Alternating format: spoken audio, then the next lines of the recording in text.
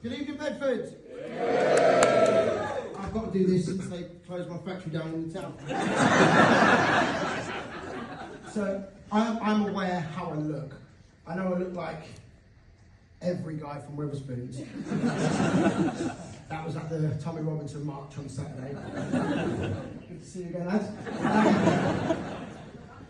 And spends his days in Wetherspoons bemoaning that he spent all day putting up flags and painting roundabouts.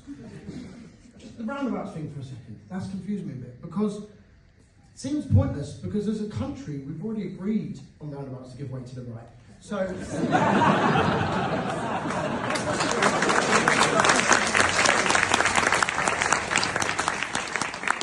but despite looking like that, I was actually raised as a Jehovah's Witness. Sorry, old habits die hard. So first, I've got to figure out what you like as a crowd. So we're going to do some topical stuff. We're going to do some political stuff. Look at the left, the right, and the centre. Do some light stuff. Do some dark stuff. If it gets too dark, let me know. I'll bring it back. If you're enjoying it, let me know. And we'll carry on. Is that all right, Bedford? Yeah. Cool. So we're going to do a little topical one from this country first of all, just to gauge the room. So, racist and a murderer walk into a pub. I said it was topical, I didn't say it was light. So racist and murderer walk into a pub. Barman says, "Evening, officers."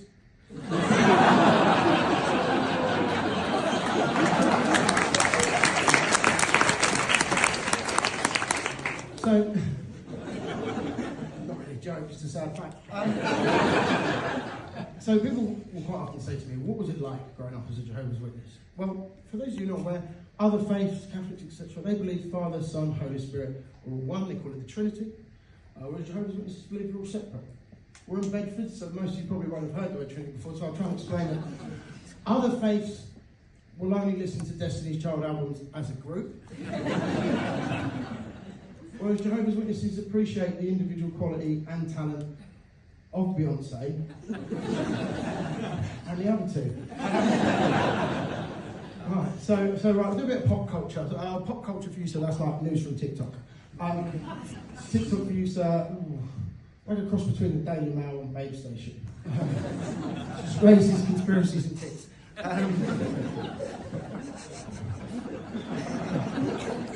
The kids love it. So, I don't know if you're aware, but in this country, the more attractive you are, statistically speaking, the higher level of crime you're likely to get away with. Yeah, not a joke, just again, sad indictment. So it got me thinking about celebrities and what level of crime they could get away with, purely based on their looks. So, Chris Hemsworth, 90s Brad Pitt, if you're older one. Attractive, genocide. Ed Sheeran. Probably littering. Wayne Rooney's getting arrested for crimes other people committed. So talking about criminals, we'll do some political stuff. Keir Starmer. Do you remember when they got in last year? Do we remember when they announced the assisted dying programme? Remember? Oh shit, what was it called? The cut to the pensioners with the fuel allowance. Now, that was bad news for my nan. She was terrified. But we've got through winter, spring, summer, so I've got a new house.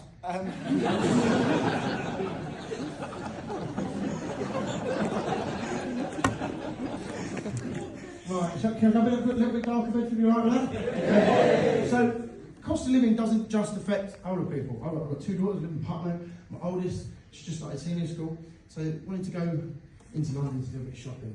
And everything's so expensive nowadays. Right, I did warn you.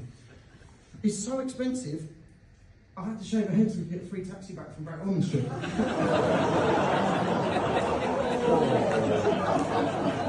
She hates that joke. She's like, what if any of the parents of my friends are going to think I'm bored? Never mind. Okay, so what else we going on? Oh, okay, we'll do a little light one. So, what have Jeremy Corbyn, Keir Starmer, and stamp duty got in common? They're Angela Rayner's answers when she plays the game Snog, married, avoid. So, also, did anybody see, it turned out it was AI, and by the right Russians, which was slightly disappointing. Did you see the video of Keir Starmer and Macron doing cocaine on the train? Yeah. And I thought, you know, I was disappointed when it was over, but I thought doing cocaine on the train, I thought, see it, say it, snort it. Policies make sense now, though, because like when I've done cocaine, allegedly, makes you want to fuck half the country, doesn't it?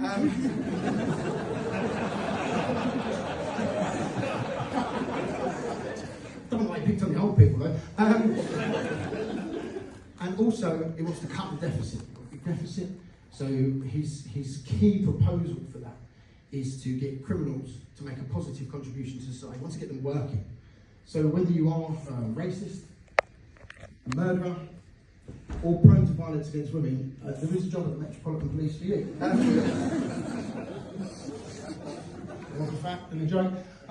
Right, we'll leave Labour alone now. So Boris Johnson, remember him when he used to be relevant? 10 days ago, he announced the birth of his 9th child.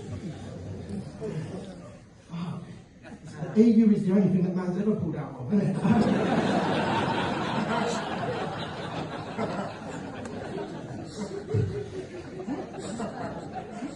And even then he didn't want it. But the real leader, apparently, of the opposition, according to the media now, is Nigel Farage. Nigel Farage, you know, the leader of Reform UK, KK. And they've announced there's a Reform UK football team. You buy a Reform UK football shirt. And any football fans in? Yeah. So I think the Reform UK team's going to have the same issue as England's golden generation. You know, like Becks and Scholes, Gerald Lampard. You know, on paper, yeah, it looks alright, but weak on the left wing. And that deserved that. They've also, yeah, the next one deserves it as well. They've also opened a Reform UK pub in Blackpool. If you know Blackpool, so you go down the high street, the pub's on the far right. Only serves bitter. But okay, so right, we'll go over to America. Obviously, there's issues there. And, you know, I can get up and I can take the piss out of the left, take the piss out of the right, and not worry about getting shot. And America, whenever there's a shooting, they always quote the Second Amendment. You know, the right to bear arms. Now, that was in place to protect you from rogue government. That's why it was in place. And if you think guns will protect you from a government, you don't know how drones and tanks work. But I think America needs to learn from us. You know, remember a few years ago when we had our sort of left-wing violence and somebody threw a McDonald's milkshake over Farage? And of course, you can't ban milkshakes. You know, British people, we were allowed milkshakes. But someone clearly had a word, because have you ever been into a McDonald's and been able to order one since? That's all I'm saying. And also, so Trump has come out with some really crazy stuff. And the one that made me laugh was he's rescinded the ban on plastic straws. Environmentalists are up in arms. And I just think, if you are a fully grown adult concerned about the environmental impact of using a plastic straw, just use a roller banknote like everybody else does. Should we do one more darker one, then we'll put it back? About America. So he's also gone after halal food. He says he wants American food killed the American way. The chances of a coward joining high school and getting shot by one of his classmates.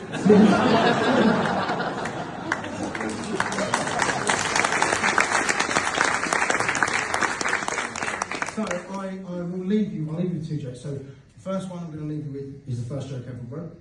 And then with my upbringing, the last one I'm leaving with, people miss me not to leave you with not joke with it.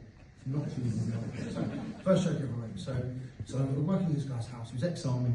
He lost his hand in the night. And he'd got a really nice watch on. And I wanted to ask him about it. And I said to him, Kev, can I ask you about the watch? And he said, yeah, what do you want to know? I said, are you not worried that it's going to fall off? And he said, yeah, Lewis, I am. But if I wore it on the other hand, how the fuck would I do it up?